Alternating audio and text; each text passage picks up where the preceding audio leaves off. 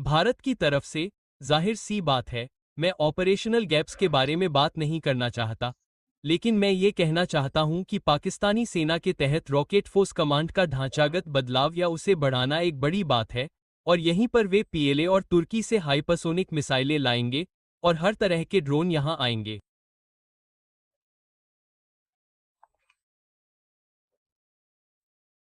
और मैं ये भी कहना चाहता हूं कि जहां तक भारत के पास मौजूद S-400 की बात है, तो यह अपनी तरह का दुनिया का सबसे बेहतरीन सिस्टम है, लेकिन उनके पास हाइपरसोनिक मिसाइलों को रोकने की क्षमता नहीं है।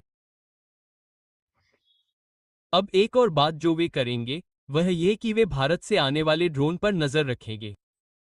इसलिए ड्रोन स्वार्म्स के लिए माइक्रोवेव वेपन्स का इस्तेमाल किया जाएगा। भारतीय सीमा से आने वाले खास ड्रोन्स पर निशाना साधने के लिए लेजर वेपन्स का इस्तेमाल किया जाएगा। फिर जाहिर सी बात है कि पाकिस्तान चीन से बेहतर एयर डिफेंस सिस्टम लेने पर विचार करेगा, ताकि एरिया और पॉइंट डिफेंस दोनों ही तरह से हो सके, और जहां वे भारत से आगे निकल जाएंगे वह है सर्च कैपेबिलिटी। यह बहुत महत्वपूर्ण है।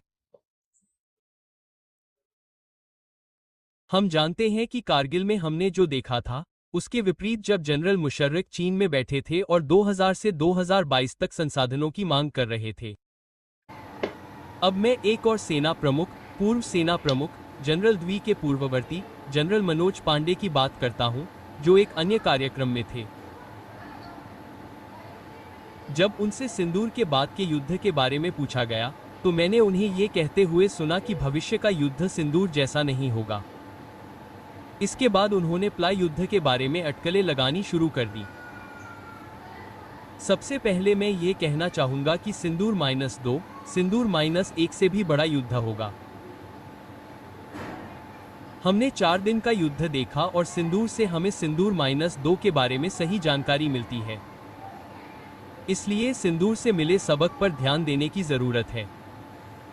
जहां तक प्ला की बात है, तो जनरल पार्टी और मिलिट्री लीडरशिप के लिए कुछ अच्छी खबरें हैं, जिन पर मुझे बिल्कुल भी भरोसा नहीं है। वे अपने हिसाब से युद्ध की योजना बना सकते हैं और युद्ध का अभ्यास कर सकते हैं कि पीएलए वास्तव में भारतीय सेना के साथ युद्ध लड़ेगी, और इसका कारण भू राजनीतिक है, लेकिन मैं यहां इस विषय में नहीं जाऊंगा। लेकिन एक उदाहरण है, एक मामला है जहां पीएलए ग्रे जोन ऑपरेशन से आगे बढ़ जाएगी, और वह उदाहरण यह है कि जब वर्तमान दलाई लामा की मृत्यु हो जाती है, तो चीन निश्चित रूप से उनके उत्तराधिकारी 15वें दलाई लामा पर नियंत्रण चाहता है।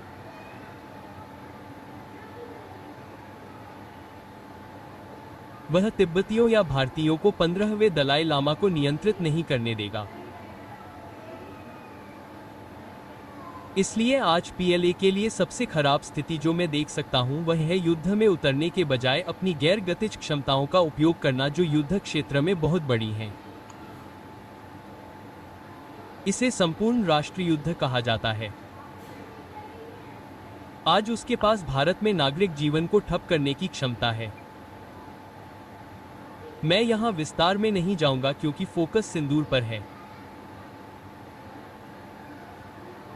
अब जहां तक सिंधु 2 और युद्ध के मैदान की बात है, तो युद्ध के मैदान में निश्चित रूप से भारत और पाकिस्तान के बीच युद्ध होगा, जिसमें पीएलए उसकी भरपूर मदद करेगा।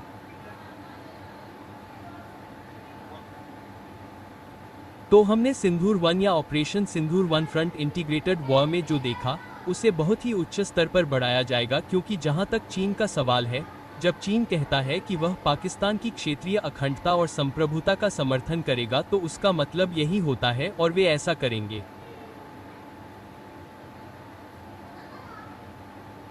तो जहां तक ऑपरेशन सिंधु 2 का सवाल है, हम क्या देखेंगे या जिसके लिए हमें तैयार रहना चाहिए, वह ये है कि पाकिस्तान की तरफ से जहां तक रणनीतिक स्तर का सवाल है, उसे फील्ड मार्शल एसएमआईआर द्वारा नियंत्रित किया जाएगा, और जहां तक परिचालन स्तर का सवाल है, जो कि किसी अभियान की जीत या हार के लिए महत्वपूर्ण स्तर है, पाकिस्तान के तीनों सेवा प्रमुख ही युद्ध की योजना बनाएंगे। लेकिन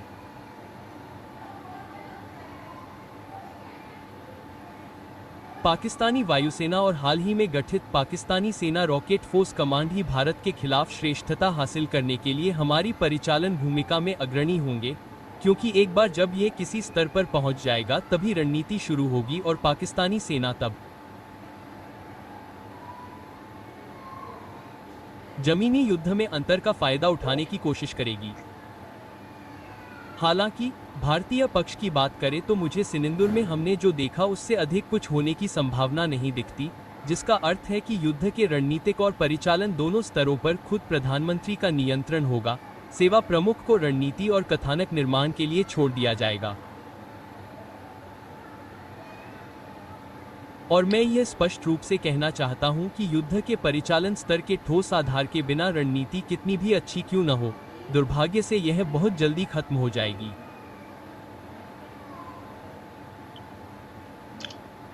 अब जहां तक परिचालन अंतर की बात है, तो जाहिर है कि दोनों पक्षों ने परिचालन अंतर को देखा और समझा है, क्योंकि वे ऑपरेशन सिनिंदुर में थे। और जहां तक पाकिस्तानी पक्ष की बात है, पाकिस्तान इसे भारतीय पक्ष की तुलना में बहुत तेजी से भर देगा, क्योंकि उसे पीएलए के साथ साथ तुर्की का भी पूरा समर्थन प्राप्त होगा।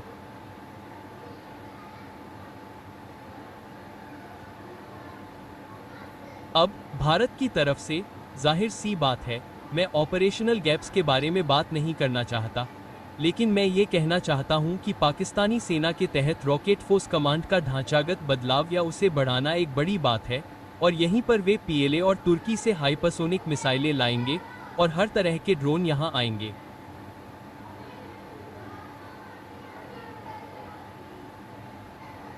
और मैं ये भी कहना चाहता हूं कि जहां तक भारत के पास मौजूद S-400 की बात है, तो यह अपनी तरह का दुनिया का सबसे बेहतरीन सिस्टम है, लेकिन उनके पास हाइपरसोनिक मिसाइलों को रोकने की क्षमता नहीं है। अब एक और बात जो वे करेंगे वह ये कि वे भारत से आने वाले ड्रोन पर नजर रखेंगे। इसलिए ड्रोन स्वार्म्स के लिए माइक्रोवेव वेपन्स का इस्तेमाल किया जाएगा। भारतीय सीमा से आने वाले खास ड्रोन्स पर निशाना साधने के लिए लेजर वेपन्स का इस्तेमाल किया जाएगा। फिर जाहिर सी बात है कि पाकिस्तान चीन से बेहतर एयर डिफेंस सिस्टम लेने पर विचार करेगा, ताकि एरिया और पॉइंट डिफेंस दोनों ही तरह से हो सके, और जहां वे भारत से आगे निकल जाएंगे वह है सर्च कैपेबिलिटी। यह बहुत महत्वपूर्ण है। हम जानते हैं कि कारगिल में हमने जो देखा था उसके विपरीत, जब जनरल मुशर्रफ चीन में बैठे थे और 2000 से 2022 तक संसाधनों की मांग कर रहे थे।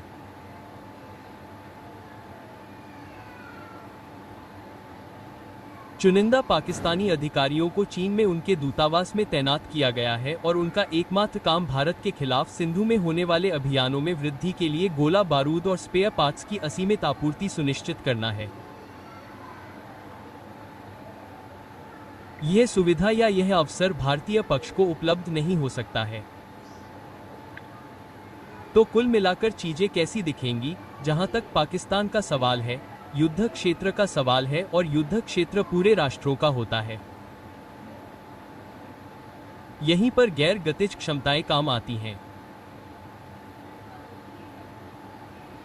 हमें इस बात की झलक मिली कि चीजें कैसी होंगी, क्योंकि सिंधु में रिपोर्ट आई थी कि पाकिस्तान से होने वाले साइबर हमलों के कारण जम्मू और कश्मीर के कंप्यूटर बंद हो गए थे, और हम जानते हैं कि साइबर हमले गैर जिम्मेदाराना होते हैं। और जहां तक भारत के खिलाफ साइबर हथियारों की बात है, चीन के पास बहुत बड़ी क्षमता है। मैं विस्तार में नहीं जाऊंगा, सिवाय इसके कि वे गैर जिम्मेदाराना हैं, तो उन्हें पाकिस्तान की धरती से आते हुए देखा जा सकता है। लेकिन मैंने पहले ही कहा है कि चीन के पास जो क्षमताएं हैं वे वास्तव में पूरे भारत में तबाही मचा सकती हैं। यह एक हिस्सा है। दूसरा हिस्सा वह है जो युद्ध क्षेत्र या युद्ध के मैदान में होता है। अब यहां कुछ निश्चित चीजें होंगी।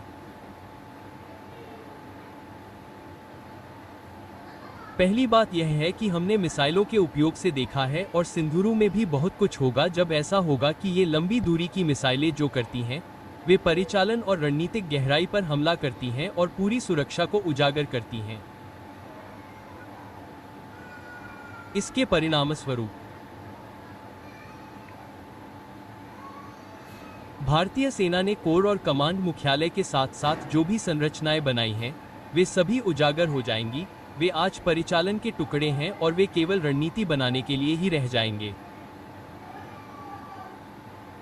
यही होगा। तब जहां तक पाकिस्तान की बात है, पूरा युद्ध क्षेत्र या युद्ध का मैदान उनके लिए पारदर्शी हो जाएगा। यह उनके लिए रोशन हो जाएगा। और जहां तक अदृश्य युद्ध की बात है, जिस पर मैं हमेशा से बहस करता आया हूं और वास्तव में इस पर एक पूरा अध्याय लिखा है, जिसे अदृश्य युद्ध कहते हैं, जहां मैंने कहा है कि साइबर स्पेस और इलेक्ट्रॉनिक युद्ध की यह निरंतरता युद्ध जीतने या हारने की कुंजी है और यहीं पर चीन श्रेष्ठ है। उनके पास बेहतरीन क्षमताएं हैं। हम सिंदूर 2 में भी ऐसी कई क्षमताएं देखेंगे। फिर हम यहां सभी प्रकार के ड्रोन भी आते देखेंगे। बेशक भारतीय पक्ष को भी वह मिलेगा, लेकिन मैं यहां भारतीय पक्ष की बात नहीं कर रहा हूं। और फिर हमें इस बात के लिए भी तैयार रहना होगा कि सिंदूर 2 में भी, जहां तक चीन का सवाल है, जैसा कि मैंने कहा, चीन सक्रिय रूप से भाग नहीं लेगा। वह पाकिस्तानी सेना का भरपूर समर्थन करेगा, लेकिन वह वास्तविक नियंत्रण रेखा पर अपने ग्रे जोन ऑपरेशन की गतिविधि बढ़ाएगा। यह सुनिश्चित करेगा कि भारतीय सेना, विशेष रूप से भारतीय वायुसेना की सीमित संपत्तियां वितरित हो जाएं, जो भारत के लिए अच्छा नहीं हो सकता। और कृपया याद